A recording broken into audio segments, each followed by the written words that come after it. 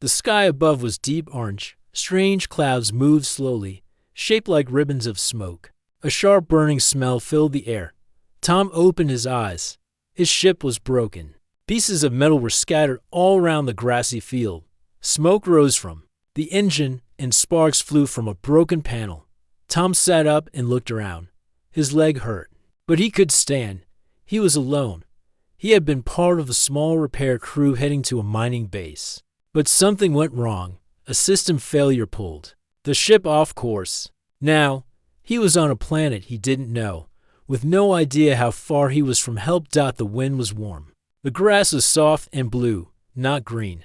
He saw tall mountains in the distance and trees that looked like twisted glass. He took a breath. The air was fresh. That meant the planet had oxygen, maybe even life. His suit scanner blinked. Life signs nearby. Then, he heard footsteps. Tom turned fast. A group of tall figures stepped out from behind the trees. They held long silver spears and wore smooth armor. Their skin was rich teal blue. Their eyes were sharp and bright. Tom froze. The aliens did not speak at first. They looked at him with wide eyes, surprised. One of them whispered something in their own language. Then the group stepped aside. A taller figure came forward. She moved with grace. She wore a long robe with gold lines across it, and her face was calm and strong. Her skin was the same teal blue, but her hair was silver like soft metal threads. She stopped in front of Tom and looked at him closely.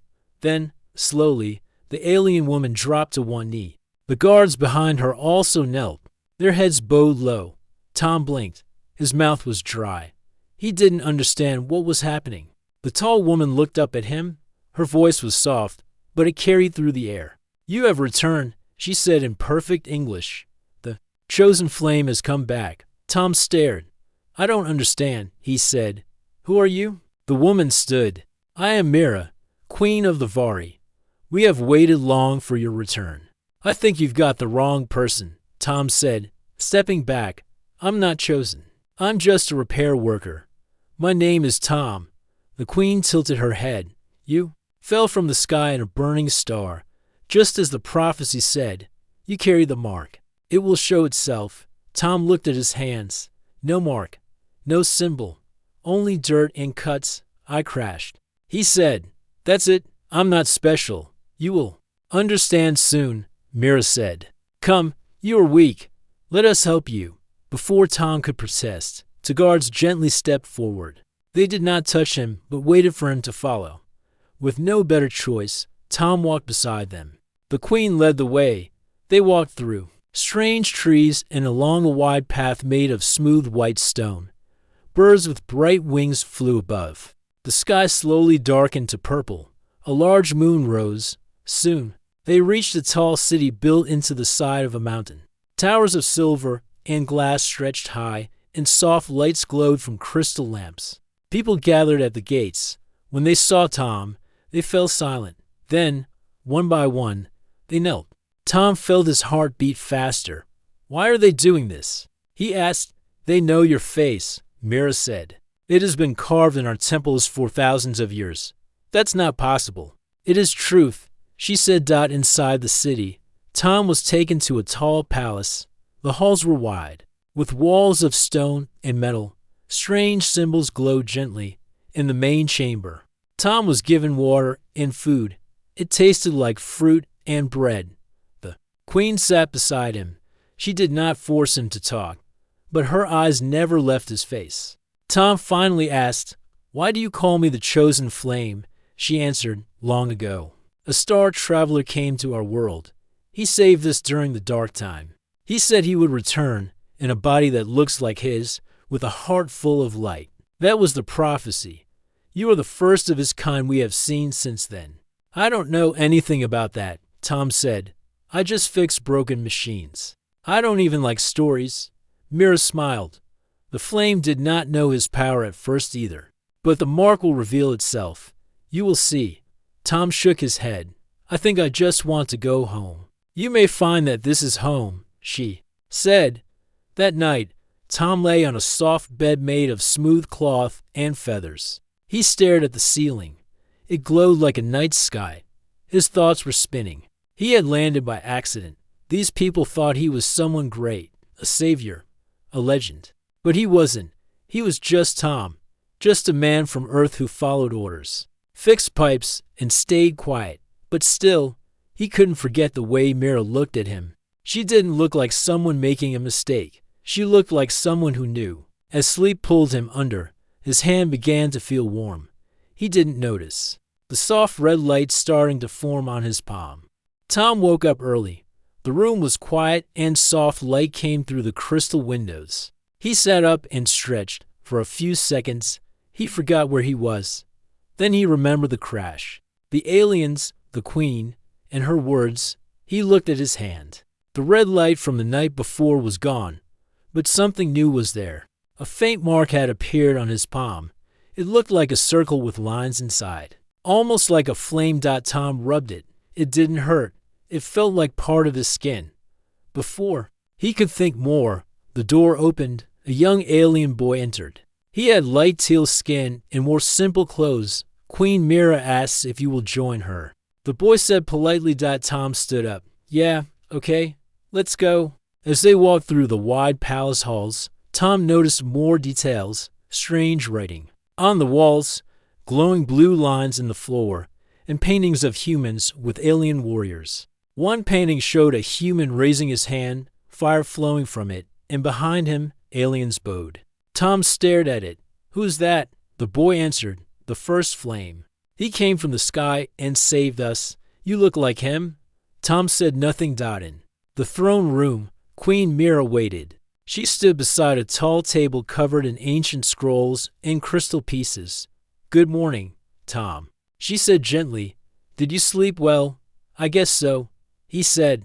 There's a mark on my hand now. I don't know what it means. Mira stepped closer and looked at the mark. Her eyes widened. It has begun, she said. This mark appears only to the flame. It means your power is waking. Tom frowned. What power? I don't feel anything. I didn't do anything special. You survived the skyfall without death. You walk freely on our land. You carry the face of the one who once saved us. Maybe it's just a mistake, Tom said. Or maybe I just look like someone else. Mira's voice stayed calm. You are free to believe that. But come with me. There is more you must see. She led him through a new part of the palace. Down a long hallway, they entered a dark room lit by soft light from the ceiling. At the center stood a tall stone structure with carvings all over it. This is the Temple of Memory, Mira said. These carvings tell the story of the first human who came to us. Tom walked around the structure. The carvings showed ships falling from the sky, fires across the land, and strange creatures with black eyes attacking cities. Then, the carvings showed a human stepping in front of the aliens. A bright mark shone on his palm. He raised his hand and light spread across the sky. It's like a storybook, Tom said. It is our history, Mira said. The one who came from Earth gave us peace. He showed us hope, and before he left, he promised to return. Not as the same man, but through the same blood. Tom looked at her. Blood? You mean, like family? Mira nodded. Yes, his blood would find its way through the stars, and one day, someone like him would come. That is you? Tom didn't know what to say. He touched the stone gently. It was warm. A voice behind them spoke. He is not the one. He is only a lost worker. Tom turned. A tall alien stood there, wearing dark armor. His voice was sharp and his eyes cold. Mira's face grew serious. General Varn, this is not your place to judge. He is weak. He has no training, no warrior skill. The people call him Flame, but he does not burn. Tom stepped back. He didn't like the general's tone. I didn't ask for this, Tom said. I just want to get back home. Then do so, Varn said. Leave this land to its own fate. Mira raised her hand. Enough. Tom will stay as my guest. You forget yourself, Varn. The general looked at Tom one last time, then left. Tom sighed. Seems like he doesn't like me. Mira turned to him. He fears change. He fears you might be real. Maybe he's right. I'm not a hero. You don't need to be a hero. Just be who you are. The truth will show itself. Later that day, Tom walked through the palace garden. Strange flowers glowed in the shade. A young alien girl ran past him, laughing. An old alien man bowed as Tom passed. Tom sat on a stone bench and looked at his hand again. The mark was brighter now, softly glowing. He held it close to his chest and closed his eyes. He didn't understand what was happening. He was just a repairman, someone who followed orders and kept quiet. But these people thought he was something else. They believed in him, and deep down, part of him wanted to believe too. That night, as the stars filled the sky, Mira spoke with her council. Some wanted to test Tom. Others feared he would bring war. Mira stood firm. The flame must be free. She said, only then will the truth rise. In his room, Tom sat by the window. The moonlight touched his mark. He watched the stars and whispered, "What am I supposed to do?" The mark on his hand pulsed once, like a heartbeat. The next morning, Tom woke up early. The mark on his hand was glowing again, brighter than before. It gave off a soft red light. It didn't hurt, but it made him feel strange, like something inside him was calling out. He dressed and stepped into the hallway. The palace was quiet. 2 guards waited outside his door. They bowed as he passed. Tom still wasn't used to it. Queen Mira was waiting in the garden. She stood beside a round pool filled with clear water. The surface reflected the sky above, but when Tom looked closer, he saw shapes moving in the water, images, like memories. Mira smiled. "Today, you will learn more about the flame." Tom sat on the stone edge of the pool. "I'm ready. I want to understand." She waved her hand over the water. The image shifted. A great ship appeared in the pool, shaped like a giant arrow. It flew through space, then landed on a dark planet. Creatures with sharp arms and black skin came out of the ground. The sky burned. Mira began to speak. "Long ago, a great war came to our star system. A dark force, born from a dead galaxy, spread across the stars. Our people were proud warriors, but we could not stop it. Our cities fell. Our hope faded. The pool changed again. A smaller ship landed. A human stepped out. He looked strong and calm. He had short black hair and carried no weapon. On his hand, the same mark burned like fire. He came from the stars," Mira said. "He said he was from Earth, a world we had only heard in stories. He did not fight with swords. He spoke with wisdom. He brought light with his hand, and it stopped the shadow beasts." Tom watched closely. The human in the water raised his hand, and a great wave of light pushed the dark creatures away. Alien warriors stood beside him. Together, they won. "What happened to him?" Tom asked. "He stayed for some time.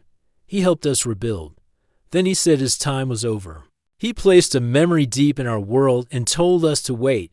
He said he would return not in body, but in spirit. His blood would carry the mark. The flame would rise again when we needed it most." The image in the pool faded. Tom took a deep breath. "And you think that's me?" Mira nodded. "You have his face, his voice, his energy. The mark has appeared. These signs cannot be ignored." Tom touched his chest. "But I don't feel like a hero. I don't know how to use any power." Mira's eyes were gentle. "Power comes from purpose. You are not alone. You will learn, and the past will guide you." She led him down a long stairway beneath the palace. The walls were covered in carvings. As they walked, glowing symbols lit the path. At the end, they reached a chamber filled with light and a large crystal in the center. The crystal pulsed slowly, like a heartbeat. "This is the heart crystal," Mira said. "It holds the memory of the first flame." Tom stepped closer. The mark on his hand began to glow brighter. The crystal responded. A light came from it, reaching toward Tom. He didn't move. The light touched his mark suddenly. His mind filled with images. He saw a man walking through fire. He saw a world falling into darkness, then rising again. He saw a baby placed in a pod, then stars, planets, and a long journey. Tom fell to his knees, breathing fast. "What was that?" he whispered. "The crystal showed you pieces of the truth," Mira said. "The first flame left a path inside this world. He knew that one day, someone would come who carried part of him." Tom stood slowly. "That baby I saw, Was it from Earth? Yes, Mira said. The journey began long ago. It led to you? Tom was silent. A part of him felt afraid, but another part started to believe. The strange mark, the visions, the crystal, none of it could be explained by accident. I need time. He said. You have time, Mira replied, but be careful. Not all in this palace support your presence. Tom nodded. General Varn. Yes, she said. He believes in strength, not signs. He thinks you are a threat to our order. As they left the chamber, Tom thought about the vision. He had always felt different from others. Quiet, unnoticed, unsure of his place. Now, for the first time, he wondered if there had been something inside him all along. Later that day, Mira gave Tom a room filled with old scrolls and devices. These were teaching tools left by the first flame. Tom began reading them. They were written in both the alien language and old Earth symbols. He learned about the energy the flame used. It wasn't magic, but something inside the body, connected to light and thought. It could heal, protect, and inspire others. Tom tried focusing on the mark. When he did, it glowed a little brighter. A warm feeling moved through his chest. Just then, someone knocked at the door. A young alien woman entered. My name is Lyra, she said. The queen asked me to help you train. Tom stood up. Train? In what? In belief, she said. That is where your power begins. Tom followed her outside to a quiet training ground. Lyra taught him how to clear his mind, how to breathe slowly, how to focus on the energy. In his hand, it was not easy. Sometimes nothing happened. Sometimes the mark sparked as the sun set. Tom sat under a tree, tired but calm. He looked at the mark again. It was still there, still glowing. He didn't understand everything yet, but something had changed. He had seen the past.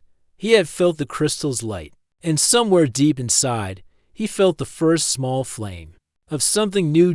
Maybe he wasn't the first flame, but maybe he was the next. Tom trained every day. In the palace garden, Lyra showed him how to stand, how to focus, and how to feel the energy inside. The red mark on his palm responded when he was calm. When his mind was filled with doubt or fear, the mark faded. But when he believed in himself, it glowed like a slow fire. Sometimes he could feel a warm wave pass through his body. One day, a breeze blew across the garden and lifted dust toward him. Tom raised his hand without thinking. A small shield of red light flashed for a second. The dust stopped in the air, then fell to the ground. Lyra smiled. You are learning. Fast. Tom gave a small smile too. Still feels strange. The flame must first believe, she said. Your thoughts shape your strength. Each night, Tom read the scrolls left behind by the first flame. He studied maps of old battles, symbols of light energy, and lessons written in both Earth and Vari language. Slowly, he began to understand the bond between humans and the Vari. But not everyone was happy about it. General Varn watched from the shadows. He saw the people bow to Tom. He heard the whispers of the mark returning. He did not trust humans. And he did not trust the prophecy. One night, Varn met with a group of alien nobles in a hidden chamber deep in the palace. The room was cold and dark. Stone walls kept sound from escaping. This outsider weakens the queen, Varn said. She trusts him more than her own people. One noble spoke. But the mark is real. Marks can be faked, Varn replied. He could be a trick, a puppet sent from another world. Another noble asked, what do you suggest? We must watch him closely, Varn said. And if he proves to be a danger, we must act. The nobles nodded. Quietly, they agreed to keep their eyes on Tom and look for a chance to take power. Back in the palace, Queen Mira called for Tom. He entered her chamber, where she stood near a wide window that showed the mountains and sky. You are doing well, she said. I'm trying, Tom replied. But something's not right. I feel like someone is watching me. Mira nodded. You are correct. There are whispers. Some nobles fear change, and General Varn has always desired control. Do you trust him? I trust his strength, she said. But not his heart. Tom looked at the sky. Then what should I do? Keep learning. Mira said. The people watch you. They believe in you. That belief gives you power. But if you fall, they will lose hope. Tom didn't answer. But he understood. He was more than a guest now. He was a symbol. That evening, Tom went out into the city. He wanted to see more of the people. Guards followed him from a distance, but the citizens welcomed him kindly. Children pointed to the mark on his hand. Vendors gave him food. One old woman touched his arm and said, "The flame is returned." Tom smiled. But he felt pressure grow inside him. These people believed. He still wasn't sure why. As he walked near the city wall, he noticed something strange. Two figures in cloaks were hiding near the outer gate. They carried small metal crates. Tom's eyes narrowed. He stepped closer, trying to listen. One of them whispered, "Place the weapons here. We move at dawn." Tom stepped out. "What are you doing?" The figures turned quickly. One ran. The other dropped the crate and pulled out a short blade. Tom raised his hand. The red mark flashed. A wave of light knocked the blade from the attacker's hand and pushed him back against the wall. Guards came running. Tom pointed. "They're placing weapons." They said something about dawn.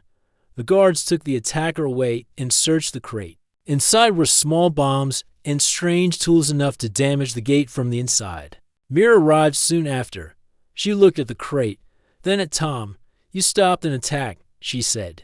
"They were planning something, maybe a rebellion." Mira turned to her guard. "Double the watch. No one enters the inner gate without my mark." Later that night, Mira and Tom spoke alone. "This was not a simple crime," she said. "This was planned." "By who?" Tom asked. Mira was quiet. Then she said, "Varn has many allies. Some fear peace. They miss the days of war and power."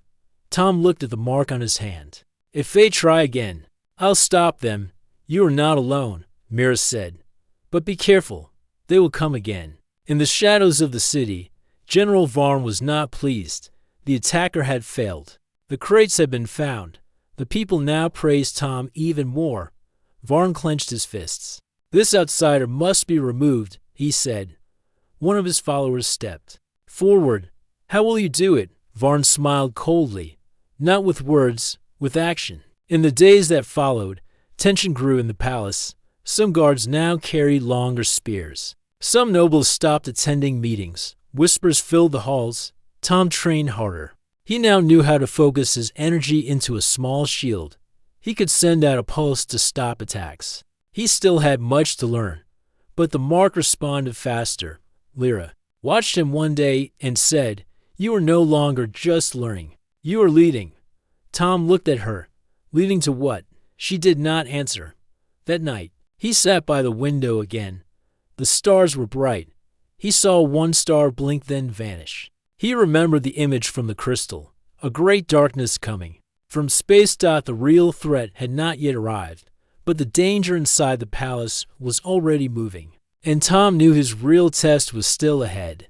The palace was quiet, but Tom could feel something was wrong. It was still dark outside. The stars hung over the city, calm and silent, but inside the walls, tension moved like a storm hiding behind soft clouds. Tom stood in the garden, breathing slowly. He was trying to practice focus like Lyra had taught him. But the mark on his hand pulsed again and again. It was a warning. He could feel it. A knock came at the door behind him. Lyra stepped in quickly. "You must come. Now." Tom followed without a word. They moved through the empty halls. Something in the air felt heavy. When they reached Queen Mira's chamber, the guards stood outside. Their faces were tense. Inside, Mira stood at a large table with a map of the city laid out. A glowing stone showed blinking lights, blue for allies, red for threats. There were red lights near the east wall. "They've moved," she said. "The rebels are inside the city." Tom stepped forward. "How many?" "Too many," she said. "Some of them were once my own guards. Others were hiding among the people." "What do they want?" "To take control," Mira said. "To end the path of peace. And they believe removing me and you is the way to do it." Tom clenched his fist. "Then we have to stop them." Before she could answer, a loud sound came from outside. A deep boom shook the palace floor. The walls trembled. Smoke rose in the distance. "They've blown the outer wall," Lyra said. The queen gave orders quickly. Seal the inner gates, protect the temple crystal, and keep the people safe. Tom looked at her. What should I do? She held his eyes. Lead them. Tom was quiet for a second, then nodded. I'll try. You don't need to try. Mira said, just believe. Chaos spread fast. The rebels moved through the eastern part of the city, breaking defenses and spreading fear. Their leader, General Varn, stood at the front, shouting orders. He wore dark armor and carried a curved blade. His voice was full of power. Bring down the palace. He called, let the old rule end. His soldiers cheered and marched. Forward. Inside the palace, Tom ran with a group of guards and Lyra. They reached the training ground, where smoke filled the air. Rebel fighters had already reached the gates. Tom raised his hand. The red mark on his palm flashed. A wall of light rose in front of the gate, blocking the enemy. Lyra gasped, you've mastered it. Only for a short time, Tom said. We have to move fast. He turned to the guards. Follow me. We hold this ground. They formed a line behind him. The rebels charged. Tom stood in front, breathing slowly. When the first attacker came near, Tom raised his hand again. A blast of red energy pushed the man back. Another came. Tom moved quickly, dodging the strike, and using a pulse to knock the weapon away. Behind him, the guards held their ground. But the rebels were many, and more were coming. A sudden cry came from the side gate. One of Mira's commanders ran to Tom. The queen is injured. Her chamber was hit. We need help. Tom turned to Lyra. Can you hold here? Lyra nodded. Go. She needs you. Tom ran through the smoke-filled halls. Fire burned in the corners. The palace shook again. He reached Mira's chamber. The door was broken. Inside, part of the ceiling had fallen. Mira lay on the floor, holding her side. Blood stained her robe. Tom rushed to her. You're hurt. She looked up at him. It's not deep, but I can't walk fast. Tom helped her stand. The mark on his hand glowed stronger near her. It gave off a soft warmth. He placed his hand near her wound. A light spread over it. Mira gasped. The bleeding stopped. Tom looked at his palm. I didn't know I could do that. You're learning, she said with a weak smile. He helped her down the hall to a safe room. There, a group of loyal guards waited. They bowed as Tom entered with the queen. Outside, battle still raged. Suddenly, the main tower shook. A loud cracking sound filled the air. Tom looked out the window. The rebels had reached the inner gate. Stay here, he told Mira. I'll stop them. She caught his arm. You don't need to win with strength. Win with belief. Tom nodded. Then he ran. At the palace gate, General Varn stood waiting. His sword glowed with blue fire. Rebel soldiers stood behind him. Tom stepped out alone. Varn saw him. So, the Star Boy comes at last. You already lost. Tom said, the people don't want war. They want power, Varn growled. And I will give it to them. Tom raised his hand. The mark shined like never before. A tall flame of red light formed around his body. It was not fire that burned, it was fire that protected. Varn charged. Their weapons met in the center of the courtyard. Sparks flew. Varn's blade clashed against Tom's energy shield. Tom moved fast. He used every lesson from Lyra, every word from Mira. He dodged, blocked, and pushed back. He wasn't stronger than Varn, but he had something more. He had purpose. At the final moment, Tom raised his hand and released a wave of light that threw Varn to the ground. The rebel soldiers froze. Tom walked toward them. Drop your weapons. Your leader is defeated. The queen lives. The flame still burns. One by one, they dropped their swords. The battle was over. Later, as the sun rose over the mountains, Tom stood beside Mira on the palace balcony. The city was damaged but still standing. The people gathered below. They cheered for Mira. Then they cheered for Tom. Mira looked at him. You led with your heart. That is true strength. Tom looked at his hand. The mark was quiet now, but he could still feel it inside. I think I'm starting to understand who I am, he said. Mira smiled. Then your journey has truly begun. The city was quiet again after the battle. The people had started cleaning the streets and fixing broken homes. Soldiers returned to their posts. The rebels had been captured or forgiven, and General Varn was taken to the deep prison below the palace. Peace had returned, but something darker still hung in the air. Tom stood on the palace wall, watching the sunrise. The red mark on his hand had grown warm again. He could feel it pulling him, calling him somewhere far from the city. Queen Mira joined him. Her arm was wrapped, but she stood tall. The people are rebuilding, she said. You gave them hope. Tom nodded. But it's not over, is it? No, she said. You saw the dark star vanish. The shadow from the sky is coming. I felt it too, Tom said. The same feeling I had near the heart crystal. Mira looked toward the mountains in the west. Then it is time. You must go to the sacred mountain. That is where the first flame began his path. You must face the trial of fire. Tom turned to her. What is the trial? Mira answered. It is not a test of strength. It is a test of soul. You will enter alone. No one can guide you. The mountain will show you truth. Tom breathed in deeply. I'll go. Mira placed a hand on his shoulder. Return with the light. Our world depends on it. Tom left before the second sunrise. He rode a silver beast across the open lands. The creature was strong and silent, its feet light on the grass. Lyra gave him a compass that followed the energy of the mark. It pointed toward the mountain like a bright star. For 2 days, he traveled through valleys and across rivers that glowed in the dark. The skies above showed strange light signals from deep space. Something was coming, something cold. On the 3rd day, Tom reached the sacred mountain. It rose high above the land. Its peak lost in clouds. A wide stone gate stood at its base. Symbols carved into the rock glowed when he touched them. The gate opened with a soft sound. Inside, the path was dark and quiet. Cold wind moved through the tunnels. Torches on the wall lit one by one as he walked deeper. The air changed. Time felt slower. His thoughts became louder. Then the path ended, and he stepped into a round chamber made of crystal and stone. In the center stood a tall pillar, and round it, glowing walls pulsed like a living heart. Suddenly, the door behind him vanished. He was alone. A soft voice echoed through the chamber. Who are you? Tom turned in all directions, but saw no one. I'm Tom, he said. Why are you here? I was sent. Tom replied, to take the trial. Why do you carry the flame? Tom looked at his palm. The mark glowed brightly. I didn't choose it. It chose me. The voice spoke again, deeper now. Then prove you are worthy. The floor around him shifted. A fog filled the chamber. Shadows moved inside it. Tom saw a shape appear. It was him. Another version of him, but darker, colder. The shadow spoke. You are not the flame. You are just a man from Earth. A worker. A lost soul. Tom took a step forward. Maybe I was, but not anymore.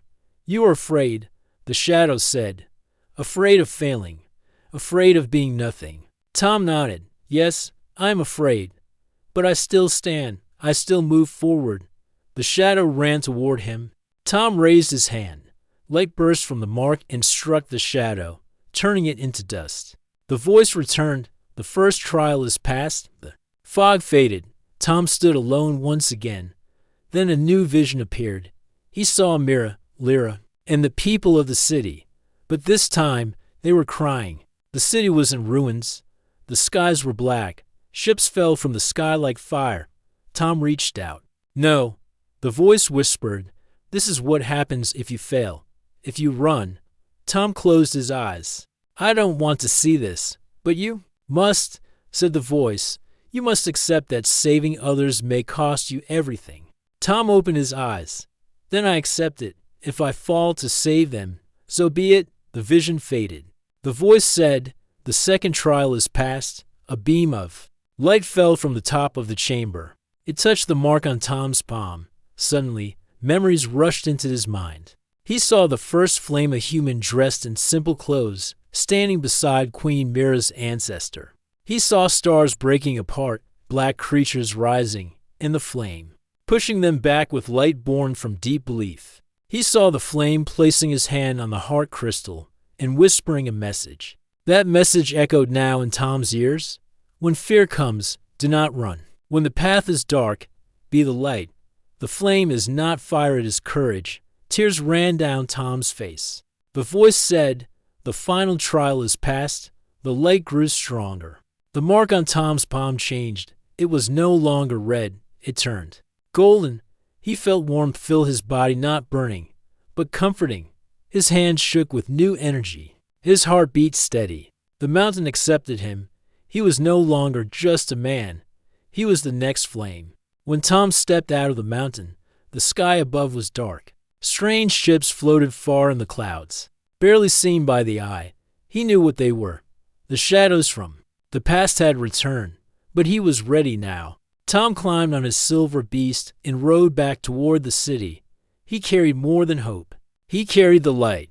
Dark clouds covered the skies above the alien city. Strange shapes floated in the air, giant ships with sharp metal wings and blinking red lights. The people stared at the sky in silence, their hearts filled with fear. The queen stood on the palace wall with her guards, her eyes searching the horizon. "Where is he?" she whispered. Suddenly, a flash of golden light appeared far across the land. A silver beast ran swiftly toward the city. On its back was Tom, glowing like the first sunrise. His mark shined with golden fire. The people gasped as he rode through the gates, his eyes calm and his body strong. Tom stopped in front of the palace. Queen Mira came down the steps to meet him. "You return," she said. "I passed the trial," Tom replied. "I saw the truth. I carry the flame now."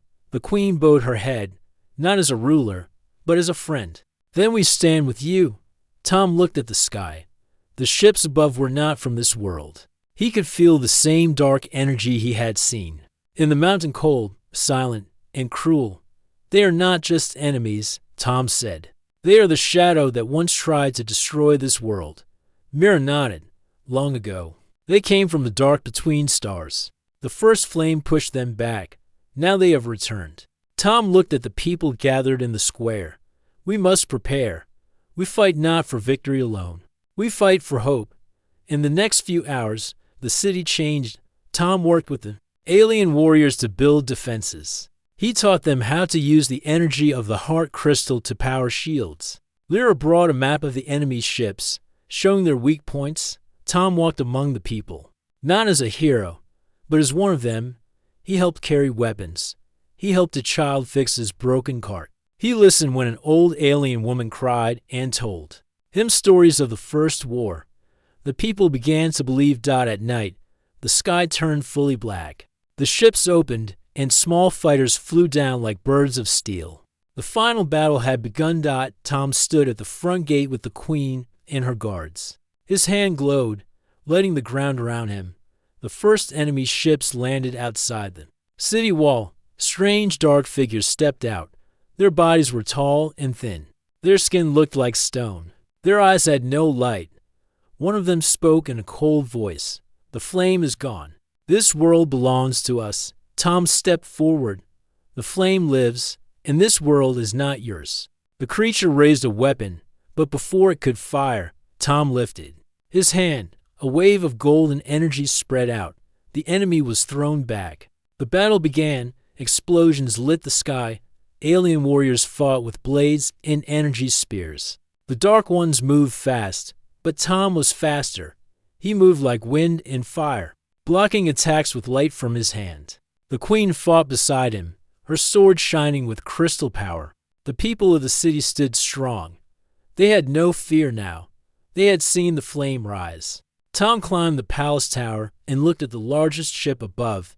It was sending a beam into the ground, trying to break the heart crystal below the city. If the crystal broke, the city would fall. "I have to stop that ship," Tom said. Mira reached for his arm. "You will not be alone." "No," Tom said. "This I must do alone. The flame's duty is to protect, not to destroy, but to protect. I must reach the sky." Mira nodded, her eyes full of pride. "Then go, flame of earth. Let the stars remember your light." Tom stepped into the old chamber where the first flame once stood. He placed his hand on the stone circle. The mark on his palm glowed bright, and a beam of golden fire lifted him into the air. He rose into the sky, past clouds, and enemy fighters. The largest ship saw him coming and fired, but Tom moved with the speed of thought. Dodging the blasts, he reached the ship and flew through its shield. Inside, the cold darkness wrapped around him. The enemy leader stood in the center, tall and made of shadows. "You are not the flame," it said. "You are only human." Tom floated in the air, his mark burning like a star. And that is enough. The enemy attacked. Dark chains tried to bind him, but Tom pushed forward. He remembered the words from the mountain. When fear comes, do not run. When the path is dark, be the light. He raised his hand and placed it on the center of the ship. Golden fire spread across the walls, burning the shadows. The ship shook. The enemy screamed and vanished outside. The people watched as the giant ship cracked and then exploded, filling the sky with golden light. The remaining enemy ships turned and fled. The darkness was broken. Tom floated back to the city. The people ran into the streets, cheering and crying. The queen waited at the gate. When Tom landed, she walked up to him slowly. She knelt once again, just like she had the first time. But this time, she spoke clearly. "You are no longer the lost one. You are the flame, and our world is alive because of you." Tom helped her. "Stan, I didn't do it alone. You believed. That gave me strength." The queen smiled. "Then let us build a new time, together." The people gathered. Tom looked at the sky. The stars were peaceful now. He had come as a worker. He had become a symbol. He was not a king, not a god, just a human. But that had been enough.